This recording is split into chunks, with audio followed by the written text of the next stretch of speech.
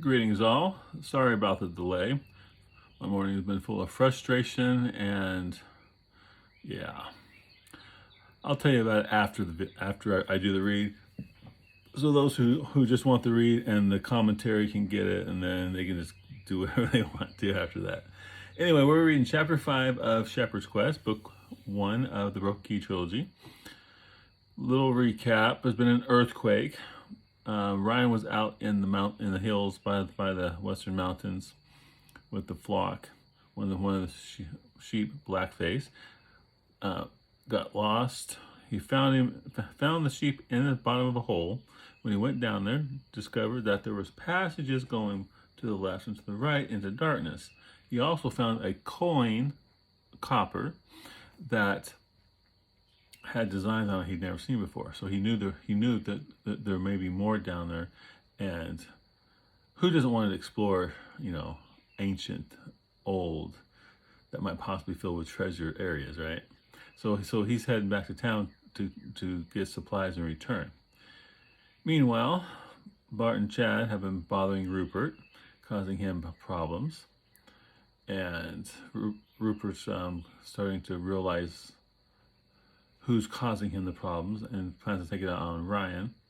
Well, so Bart and Chad are going to back off for a little bit. But the earthquake happened. So now we're back in Quillim, their hometown. And this is the morning after the earthquake. Chapter 5, with commentary and spoilers, just let you know. If you haven't already read it, you might want to download it. It's free, and read it first, and then come back to it. Commentaries will mean a lot more. Chapter 5.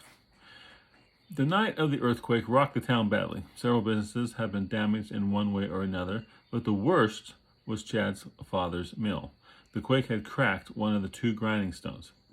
"Can we continue with it like it is?" Chad asked his father the following morning. Shaking his head, Chad's father turned to him. "No. Once they get a crack in them, it's only a matter of time before they break altogether. Not only that, but pieces of the stone will find their way into the flour." His father sat down with a worried expression. "What can we do?" Chad asked. "If we wish to continue to operate, we have to obtain another grinding stone," he explained. Chad looked to his father and saw the worry in his eyes. He knew that his father didn't have all that much gold stashed away, and grinding stones didn't come cheap. "Are we going to be able to purchase another one?" His father turned to him and smiled a sad smile. "Things will work out," he replied, "but it will be a week or more before a new stone can be brought and put into place."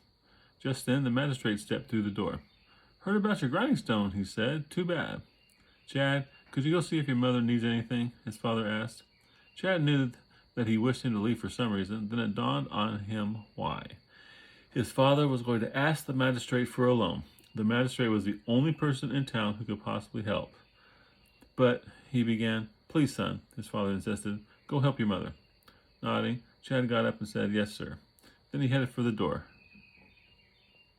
Chad gave the magistrate a respectful nod before he passed from the mill and entered the lane outside. He thought of what his father was about to do. There was no way they would ever be able to repay the magistrate for the grinding stone. Most years, they barely made enough to pay the taxes, feed their family, and buy other essentials they required. His father must know that, and so will the magistrate.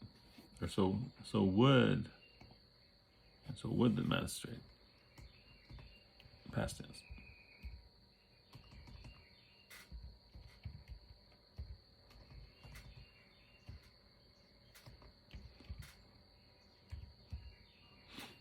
As scenarios played out in his mind, he came to realize that it wasn't so much a loan his father would be getting from the magistrate, but more like selling the mill.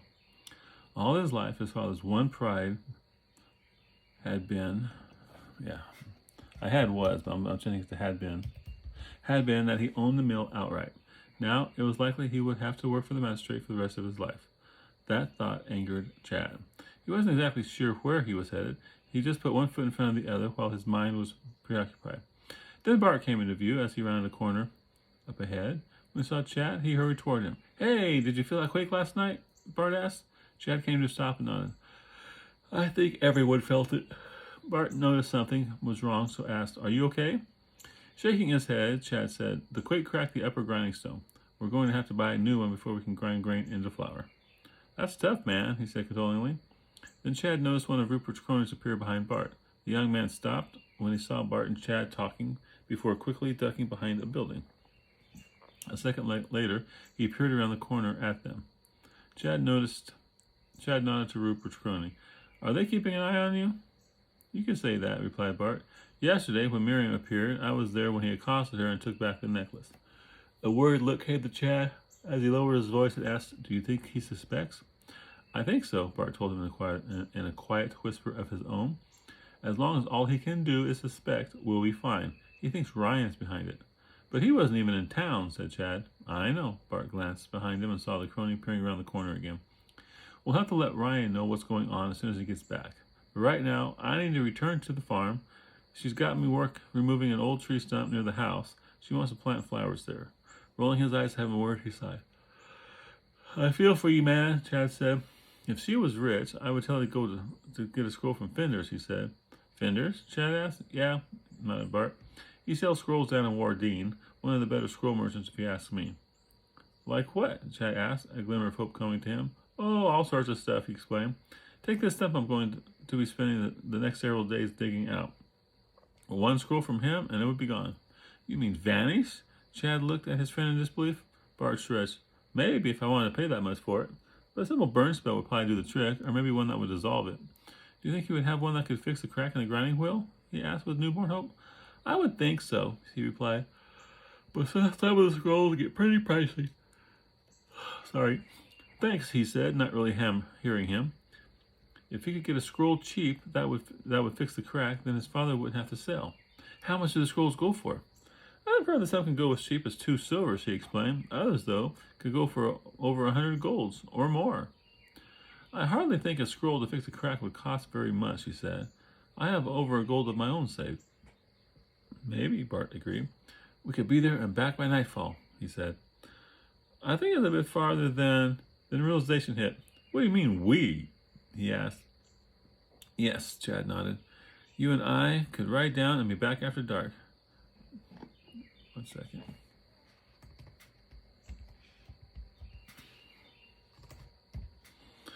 I don't know if I could get away, Bart said a bit nervously. I really had to get that stump out. Chad looked to his friend and saw something in his friend's face he hadn't seen before. I'm sure she wouldn't mind, he assured him. You go ask her and tell her and I'll tell my father what's going on. But this is great, Chad exclaimed. Meet me at the mill after you talk to her. Then he turned around and hurried back home. Bart stood there a minute, watching the excited steps of his friends. Not nearly sharing his friend's enthusiasm for going to Wardeen, he swallowed hard.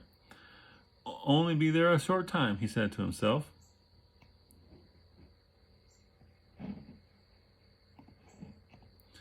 Then he began walking down the lane to tell old Lady Rebecca that he would have to start on a stump tomorrow. No! But father, argued Chad, this could save us. No, his father replied. When Chad had told his father that he and Bart planned to go to Wardeen and why, he found his father emphatically against it. Why, he asked. I will not take the chance on magic to save us, he explained. Nothing ever good came from such things. But Bart said this Fender was a master scroller, insisted Chad. He guaranteed that we could get this fixed without having to borrow from the magistrate. His father gave him a look he'd seen many times over the course of his 17 years. I wouldn't trust anything that friend of yours says, he told his son. What do you know about him anyway? Just up and rolled into town a year ago. Where did he come from? What drove him to come here? Chad could only stand there as his father railed at him. He didn't know the answer to those questions. Bart had never been one to talk about his past, and he and Ryan had always respected that and never pried into it. I think it's a good solution, Chad insisted. His father turned to him and said, No, you are not to think about this anymore. The new grinding wheel will be here by the end of the week. All the arrangements have been made. So you've already sold the mill to the magistrate. I'm not selling the mill, his father replied. We're only getting a loan to cover the cost of the new wheel. You'll never be able to pay him back, Chad said. It amounts to the same thing. His father's face turned red in anger. I'm through talking about this, he said with finality. The subject is closed. He glared at his son until Chad finally left the mill.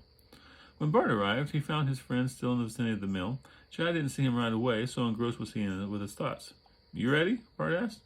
Chad's eyes turned to his friend. "He won't even consider it," he exclaimed. "Your father?" guessed Bart. Chad nodded. He said, "Nothing good ever come from magic." "So what do you intend to do now?" he asked. He could see the hard set of Chad's jaw. "You aren't planning on going against the wishes of your father, are you?" Nodding, Chad replied, "Yes, I am. If this can save our mill, we would be fools not to do it." He saw a look in Bart's eyes. "What?" "Maybe you should respect your father's wishes," he said. "It's his mill, after all." "It's our family's mill," Chad corrected him. "I'm not about to stand by and do nothing when there's a way to save it." When Bart failed to comment, he asked, "Are you still coming with me?" "Yes," he replied. "I doubt you'll be able to find Finder's place otherwise." "Good." Leading Bart to where he and his family lived, they bypassed the house and headed directly to the barn out back.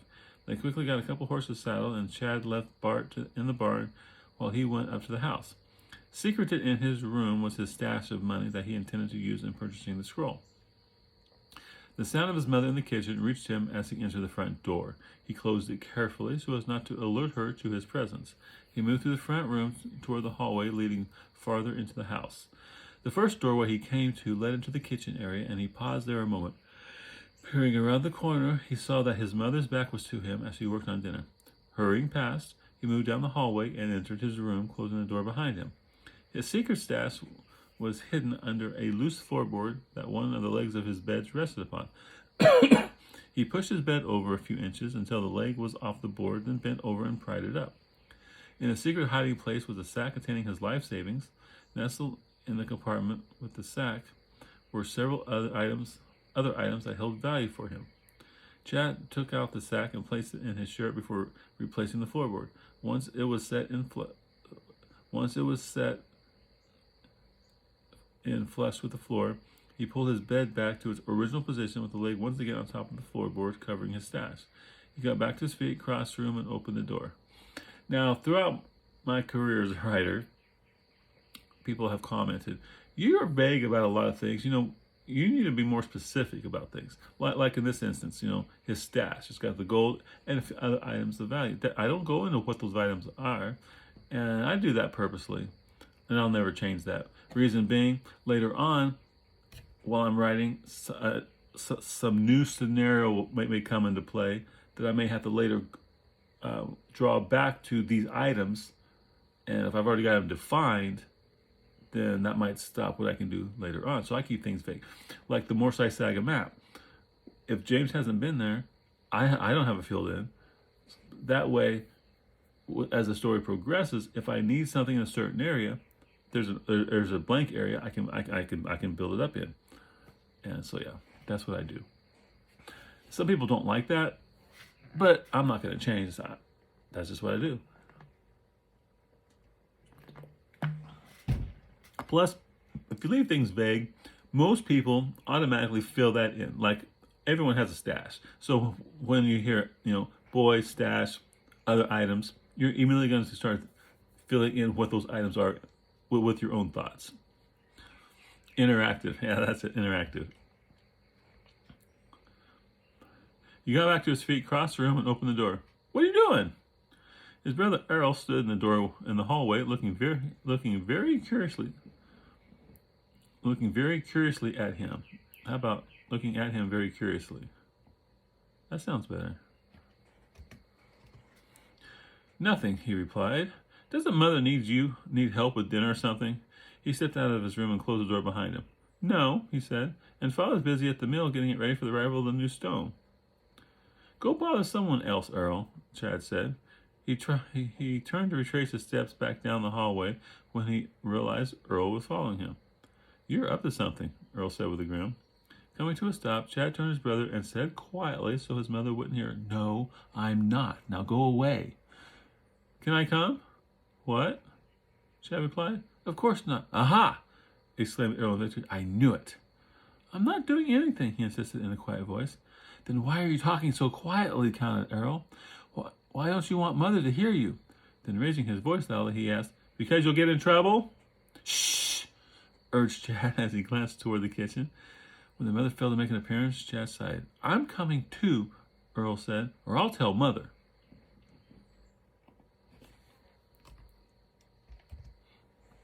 Chad gazed into his eyes and could see the mischievous look that always foreshadowed him doing something that Chad would hate. Little brothers, sisters too for that matter, always had a way to annoy their older siblings. Giving in, Chad said, all right, but you have to do what I say. You bet, agreed Errol. Happy and excited now that he had wrangled his brother into taking him along on whatever adventure he planned, Earl practically danced in anticipation. Just be quiet until we get out of the house, Chad told him. When he received Errol's nod, he began heading back down the hallway. At the entrance to the kitchen, he paused momentarily to make sure his mother was still busy, then he and Errol hurried past. Bart looked questioningly at him when he and Earl showed up at the bar together. He's coming with us, Chad explained. I don't think it's wise to take him all the way to Wardeen, Bart said. Wardeen? Earl's eyes alight with the prospect of going to such a large town, he turned to his brother. Is that where we're going? With you just missing, Bart said, your parents would only be a little worried. But him? Indicating Errol, he added, they'll be positively frantic. If we don't take him, he'll tell my mother and then the whole thing will be off, Chad countered. Bart rolled his eyes heavenward. Sibling blackmail. Then he turned his attention back to Chad and said, at least leave them a note or something so they won't worry. All right, Chad agreed. Getting a fairly smooth board from the scrap pile, he wrote in charcoal, went for a ride with Bart, took Errol, back after dark. When he showed it to Bart, he asked, will this do? Nodding, Bart replied, yes, but there will still be hell to pay when you get back. Not if the stone is fixed, I won't, he said. What's going on? Asked Earl. Errol. Chad turned to his younger brother and said, I'll fill you in on the way. Then he and Bart mounted the horses. Chad gave his brother a hand and swinging up behind him, they rode quickly from the house and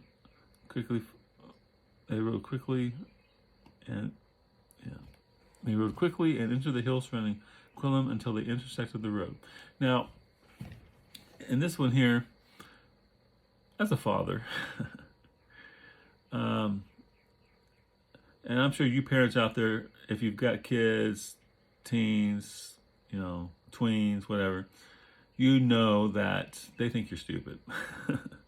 That you can't, that when you put 2 and 2 together, you get 3. So like, in this instance, Chad approached his father about him and Bart going to Wardeen. Dad said no. So now Chad left a note saying, yeah, I just went for a ride with Bart. Back later. That got after dark. So I'm sure his dad is very knows and cursing his name right now. But I wonder if that came into play later on. Because when I wrote this, my kids were really young at the time. They weren't to that stage yet. So I don't think I had come to full awareness of that.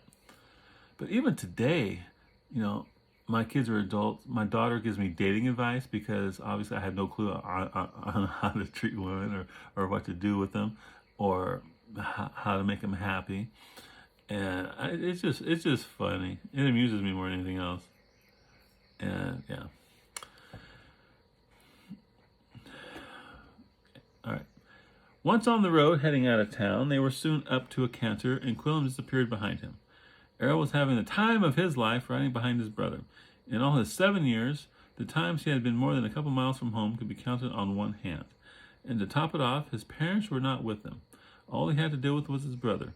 Chad, even with all his older brother bossiness, was still a whole lot better to deal with than his mother and father. They rarely let him have any fun.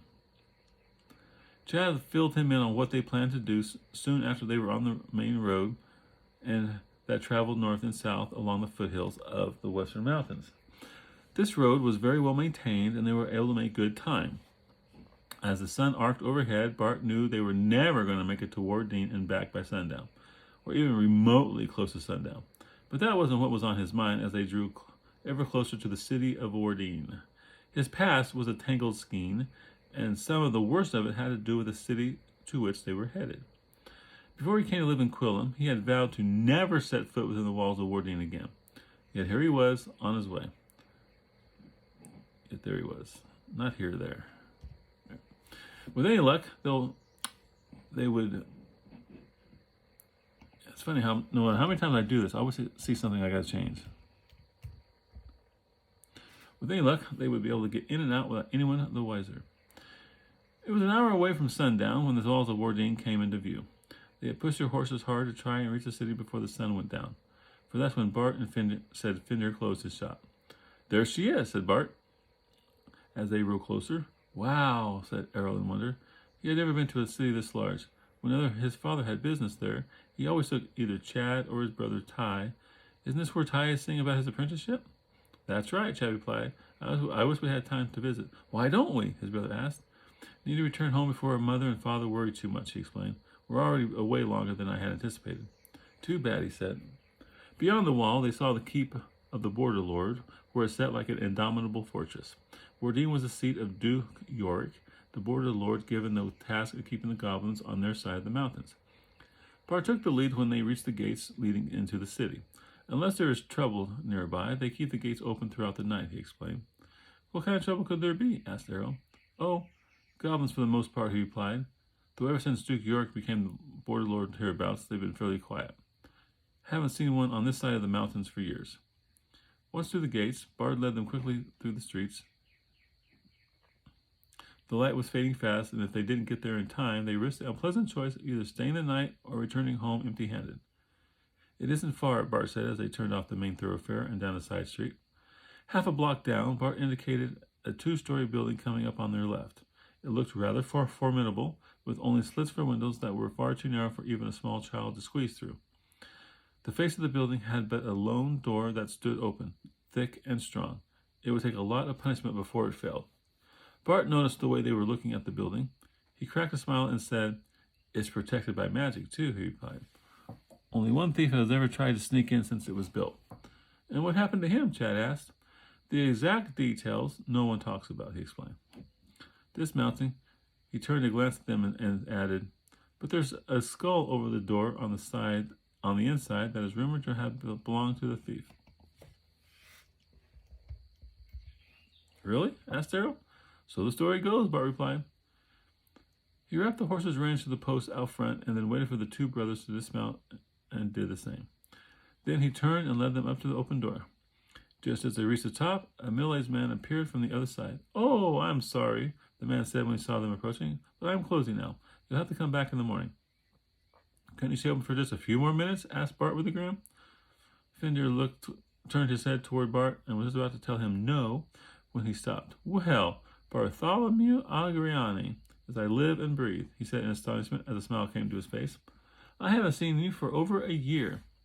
"Good to see you too, Finder," replied Bart. He then indicated Chad and said, "My friend is in dire need of a scroll to fix a cracked grinding wheel for his father's mill up in Quillim." "Quillim?" he asked. "Is that where you've been?" "Sort of," he replied. "Now, can you help him?" "Oh, very well," he said. Stepping back into the building, he allowed Bart, Chad, and Errol to enter. Then he closed the door and locked it. With a single word, he caused a dozen candles set about the room to burst into light. "Wow!" exclaimed Errol. "Are you a magic user?" Finder smiled at the boy. "Not really, no. I just know a few simple cantrips." Surrounded by 6 chairs, spaced evenly around They found themselves in an average-sized room with 3 wooden tables, each surrounded by 6 chairs, spaced evenly around the room. Another door led from the room across from the one they had just passed through. Errol turned to look above the front door and saw a human skull mounted there. His eyes widened and he glanced at Bart, who just grinned. Finder indicated the closest table and said, "Have a seat." He sat down on one side while the 3 boys sat on the other. Turning his attention to Chad, he asked, "What exactly do you require?" "Last night there was an earthquake," he explained. It was pretty bad, and when we went to the mill in the morning, we found a crack in the upper grinding wheel. Bart told me you might have a scroll that would repair the crack." Finder nodded. "I have several such scrolls that could possibly help you, young man." He then asked questions about the size of the wheel, the length of the crack, and so forth. When he finished the questioning, he grew silent for a moment. "Can you help him?" Bart asked. "I think so," he replied. "You 3 stay here," he told them as he got to his feet. They watched him cross the room and pass through the door leading deeper into the building. "Finder's pretty nice," Bart said as they waited. "He seems to know you fairly well," Chad replied questioningly. "I've known him since I was no older than Errol," he explained. "He and my father go way back." Chad looked to him to expand further on the details, but he remained silent. Just then, Fender exited from the back with a scroll in his hand. "You're in luck," he told him, as he came and sat back down at the table. "Usually, it takes a day or two to have a specific scroll ready, but seeing as how I am training a new apprentice, I have a few scrolls lying around." He's been practicing on various different peasant scrolls. He placed the scroll on the table between them. "Peasant scrolls?" asked Errol. Fender smiled and turned to the young boy. "There are 3 types of scrolls, young man. Peasant, noble, and king," he explained. "Don't ask me why they're named that. They just are. They've been that way for as long as there has been a scribers guild." Bart turned to Errol and said, "Peasant scrolls are the simplest types of scrolls there are." Fender nodded. "That is correct." "So what does it do?" Chad asked as he looked at the scroll lying on the table before him. Okay, so in this series, I wanted to go more in depth on scrolls and potions and how they work, because it always bothered me in like Dungeons and Dragons and Skyrim or any other RPG, medieval, magical type games. You get a scroll, you activate it. You get 15 scrolls, you can activate 1. But do they all have different activation methods? Do they all have different activation words? How does that work? If they all activate the same, you activate 1, does the other ones all automatically activate? So how does that work?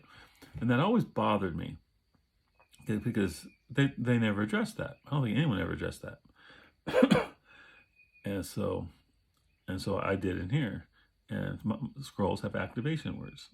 That's how they work. And if you know the activation word, you can activate the scroll. If you don't, then it's just a piece of paper. Okay, so what does it do? Chad asked as he looked at the scroll lying on the table before him. It's quite. Oh yeah, and there's peasant scrolls, noble, and king. Peasant, of course, are the really mundane, everyday ones. The noble ones are the ones got more power to them, can do more damage. Peasant scroll might be like a magic missile, but a noble one might be a fireball, and then a king one might be an apocalyptic firestorm or something like that. Okay. Fender turned his attention to Chad and said, "First, you place it on top of the cracked grinding wheel, and then say the word to activate it." "What's the word?" Chad asked. Fender looked at him and smiled. "I can't tell you the word, or it will activate the scroll." "Then how am I to learn what the word is?" he asked. "I will tell it to you in 2 parts," he explained. "First, I will tell you the last half of the word. Then I will tell you the first half of the word. When you are ready to activate the scroll, you simply put the 2 parts together in the correct order and say the word." He glanced at Chad and asked, "Understand?" Chad nodded. "Yes." "Good. The last half of the activation word is nix," he said. "Nix?" replied Chad, trying to pronounce it just like Fender did. "That's correct." Fender said, "The first half is..." Hang on. I know. It's a good scene, but I gotta do this.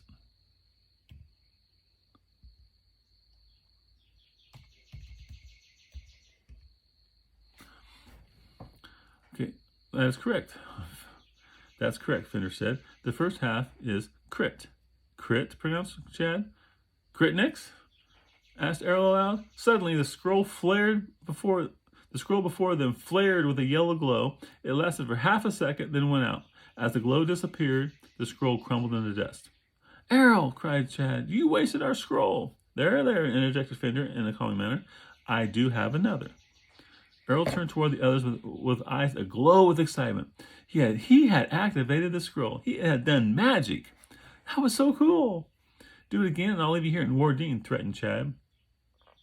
Then he looked at the table and noticed that it appeared the same as it had before the scroll was activated. "Nothing happened to the table," he observed.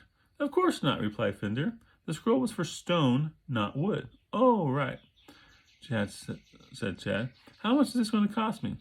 Fender put his fingers into the desk that once was the scroll, as he said, "A gold and 3 silvers. "For 1 scroll?" asked Bart. "I don't think it would cost that much." "The price is for 2, Fender clarified for them as he picked up a pinch of the desk on the table. "Very well," Chad said. After giving his brother a stern glare for making him pay for an additional scroll, he pulled out his coin pouch and removed the required coins. Once they were on the table, Fender collected them and returned to the back for the other scroll. Chad turned to his brother while they were waiting for Fender and asked, I trust we won't lose another scroll. I don't have enough for a third. I promise I won't say Critniks, Earl assured him. Don't say that, exclaimed Bart and Chad simultaneously. Another minute went by before Fender returned with the scroll. This is my last one, he told them. Be a bit more careful with it than the first. Thank you, Chad said. We will. He placed the scroll in his tunic for safekeeping. Standing up, he said, I appreciate you staying and helping us. Not at all, Fender said. Always glad to help out a friend. Then to Bart he said, don't be such a stranger. Stop by from time to time. I will, Bart assured him, but we need to get going. It's a long road home. Surely you're not going to ride back to Quillim tonight, are you? We have no choice, replied Bart. They need to get the grinding wheel fixed as soon as possible. Good luck to you then, and safe journey. Standing up, he walked with them to the door. Thank you again, Fender, Bart said, and then they left him at the door.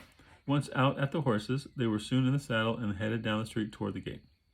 Fender watched him ride off before he turned and locked the door. When he turned back to the street and headed home, he saw a figure detached from the shadows of the building across the street. Once the figure left the shadows, he readily recognized the man. He also understood why the man was crossing the street toward him. Good evening to you, Fender said as the figure approached. And to you, Master Scriber, the man replied. My shop is closed, Fender said. I am on my way home. I'm not interested in your scrolls, as you well know, the man told him. I saw Bartholomew leave your shop. It was less a question than a statement of fact. Fender sighed and nodded. Did he tell you where he was going? The man asked. He gazed at the man and decided whether he should tell him or not. To cross the man before him, or rather the people he represented, wasn't conducive to a long and happy life. If it were but himself on the line, he wouldn't have cared. But with a wife and 3 children at home, he couldn't afford the trouble such defiance would bring them, even if it meant betraying a friend. Then slowly he nodded. Where did he go? Asked the man. It was almost more than he could do to say the word Quillim. All right, so they're headed back with the scroll to save the day. And, well, we learned a little bit more about Bart. Bart's got a past in Wardeen. This man is part of it. Fender apparently is part of it because he knew Bart's father. And the man apparently is nefarious because Fender doesn't want to cross him, or the people he represents. So that's ominous. And now these people know where Bart is. And Bart earlier said that he did not want to go back to Wardeen, and that he swore he would never go back to Wardeen. And this is probably the reason, maybe. We'll find out later. Anyway, that's where we stand, and we'll do chapter 6 tomorrow. All right. Now, if you don't want to hear about my own personal crisis, then go ahead and shut it down now. This has nothing to do with the books. Okay, this morning I do my regular thing.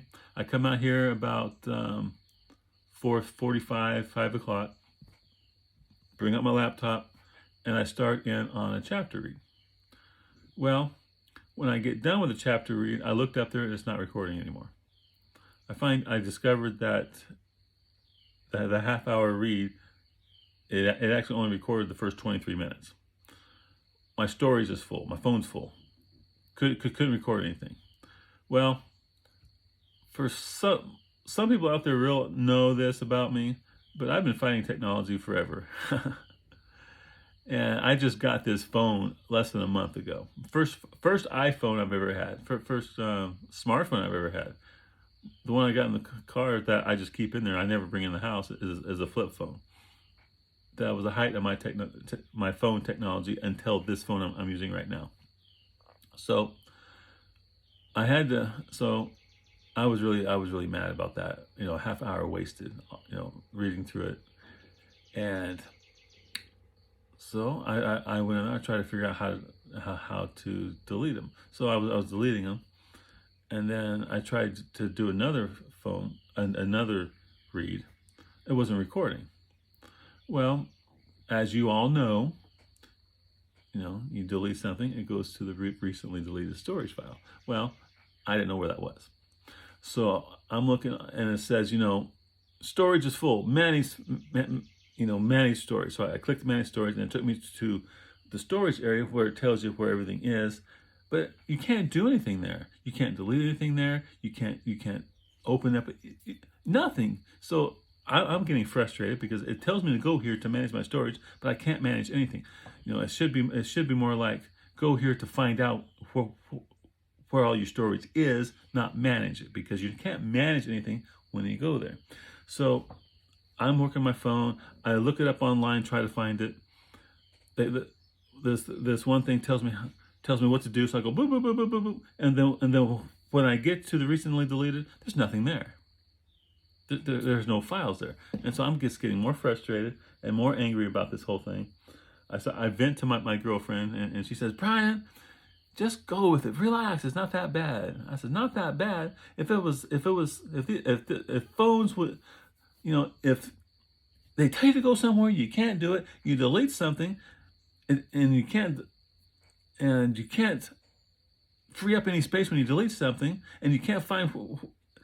I'm gonna stress out. So, yeah, I worked at it, and apparently, since I'm recording this now, I finally did it. So, once you know, you're fine. But until you know, you just stress. And yeah, I'm not a big fan of phones anyway. Phones are demanding and intrusive, and I am not gonna be one of those people who are always on my phone. So I have no service on here. I just have the video capabilities. My only phone is, other than the house phone, is the one I keep in the car. It's not in the house. So anyone who contacts me via my laptop. I like the quiet. I like not have to drop everything all the time for somebody. And I'm sure I don't think my girlfriend will ever watch this, so I'm gonna go ahead and say it. I doubt if her daughters will either. But I'll be over there, and me, her, and her 3 daughters were there watching television, and they all wanted to watch this movie. And I really didn't care about the movie at the time, but they wanted to watch it, so I sat there and watched it. I'm sitting there watching it. About 20 minutes in, I realized everyone's on their phone. Not one person's watching the movie. They all wanted to watch this movie, but everyone's on their phone. They're watching videos. They're chatting with people. So I grabbed the remote and I just paused it. And my girlfriend says, "What'd you pause it for? I was watching that." I said, "No, you weren't. You're on your phone. Oh, you guys are all on your phone. You don't want to watch this. So why even be out here watching it? We should just turn this off, and I'll go on my laptop in there in the other room. You guys be on your phone, and we'll all be happy." And she got mad at me. Well, if we're gonna have together time, people shouldn't be on their phone. I don't think people should be on their phone at dinner. If you come together as a family, then that's when the family should interact. It shouldn't be we're interacting on our phone while we're sitting next to each other. Or, the people that you're with, you're putting on hold while you're watching the cat video or something else. That bothers me. And I just don't want to be those people. You go to a restaurant and you see just table after table after table where everyone's on their phone. And I just absolutely refuse to be that person, to always be so that I want to experience the world around me. I want to, if I'm in my car, I want to see what's outside the window. I don't want to be on the phone. I want to experience things. And well, that's my 2 cents. So I'm really fighting technology. I'm not a Luddite. No, I'm not a Luddite. I just would prefer not to. That's my 2 cents. And my frustration is lower now that I got this video done. And I apologize for the length. If you're still with me, thank you. I hope I'm at least somewhat entertaining. Recently, I uploaded new copies of The Unsuspecting Maids to both Kindle and Smashwords. Now, I've heard back from the Smashwords sides that Barnes & Noble, those who had already purchased it, it's been updated in their system. So I know the Smashwords side is working. I haven't heard from Kindle yet. So if you've got a Kindle and if you've downloaded The Unsuspecting Maids previously from Kindle, let me know if it's been updated. And then, yeah. Anyway, I better go. This is going too long. You all have a good day, and I'll be back tomorrow. My phone's empty. I deleted everything. So this won't happen again for at least another 2 to 3 weeks. Talk to you later. Bye.